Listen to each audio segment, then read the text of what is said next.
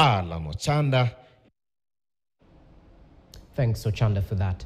Moving on, the proposal to have the Africa Union Commission chairperson post reserved for women candidates in the February 2025 polls is the latest headache for the Azimio la Umoja One Kenya leader in his quest to succeed the outgoing chair, Musa Faki. The proposal, which may be defeated if Kenya votes against it, will be considered by the AU Executive Council this week in Addis Ababa and is seen as one of the hurdles, although surmountable, that the former Prime Minister has to go past. And as KTN's political affairs reporter Emmanuel Tor now explains, regional geopolitics, including language, may also play a role in Odinga's quest to assume the AUC chair position. The proposal circulated to African Union member states last week, which proposes the rotation of the AU Commission chairperson and deputy chairperson position according to gender, may be the latest hurdle put in the way of the Azimio la Umoja One Kenya leader Raila Odinga's road to the AU Commission. The draft report prepared by the AU legal team on preparations for the election of senior leadership of the African Union Commission for the year 2025 states, quote, "It has been concluded that the next chairperson of the commission should be a female, while the next deputy chairperson should be a male." The proposal, which will be tabled on the 15th of March this month, will however require the nod of the AU Executive Council with a unanimous decision to adopt the recommendation. Prime Cabinet Secretary and CS for Foreign and Diaspora Affairs Musalia Mudavadi is expected to travel to Addis Ababa to have that determination. It is very clear that it only takes one country to veto them.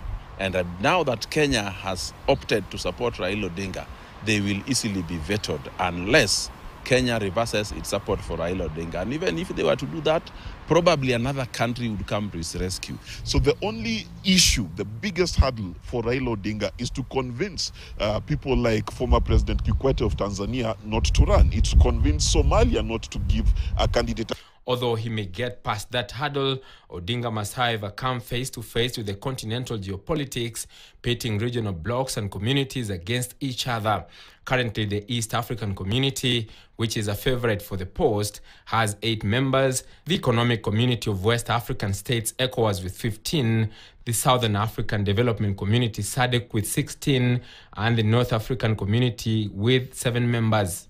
Apart from the regional blocs, the former Prime Minister must also contend with about 26 Francophone countries, which may decide to back one of their own for the seat. The Francophone countries, which include others who speak both English and French, form a major alliance that could pose a threat to Odinga's bid. Because you know that a candidate to be successful must get two-thirds physically. First round or second round. If you don't get 2/3, then you're not elected. So I have to dialogue with virtually all leadership of the continent. You see, there's the problem of Anglophones and the Francophones. That could be a problem. If they read according to that script, that is one problem that Amina Mohammed went through. He needs to work on North Africa, he needs to work on West Africa, especially the Francophone part, and he needs to get the big brother of Southern Africa, South Africa itself, to say, you know what, let's support Raila Odinga. Out of the 5 AU Commission chairpersons since 2002, only Nkosazana Dlamini Zuma from South Africa is from an English-speaking country. The rest from Mali, Gabon, and Chad are French speakers. Some have, however, seen the language representation as an added advantage for Odinga, who comes from an Anglophone country that has only had one of its representatives in the AUC. The opposition chief will also prepare for the panel of eminent persons who will vet candidates for the job and draw up a shortlist. The candidates will sit a written and oral assessment that will, among other things, reduce the list of contenders.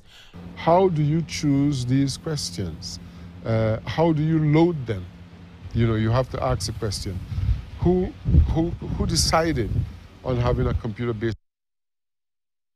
Throughout the stories making headlines, members of the East Africa Legislative Assembly on a plenary mission in Kenya have stressed